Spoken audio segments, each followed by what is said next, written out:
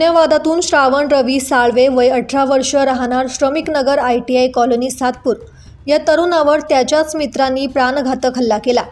श्रावण सावळे हा दिनांक 31 जानेवारी रोजी सायंकाळी 7 वाजेच्या सुमारास राहत्या घराकडे जात होता।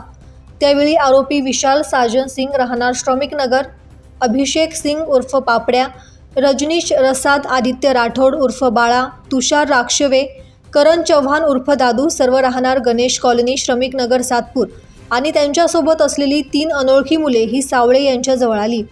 त्यांनी जुन्या भांडणाची कुरापत काढून श्रावण सावळे याला मारहाण आणि शिवीगाळ करून जीवे ठार मारण्याच्या उद्देशाने त्याच्या डोक्यावर लोखंडी कोयत्याने वार करून गंभीर दुखापत केली। या हल्ल्यात श्रावण हा गंभीररित्या जखमी झाल्याने त्याला जिल्हा रुग्णालयातून प्रायव्हेट रुग्णालयात दाखल करण्यात आले आहे। या प्रकरणी सातपूर पोलीस ठाण्यात या टोळक्याविरुद्ध गुन्हा दाखल करण्यात आला असून पुढील तपास पोलीस उपनिरीक्षक न्हाळदे करत आहे।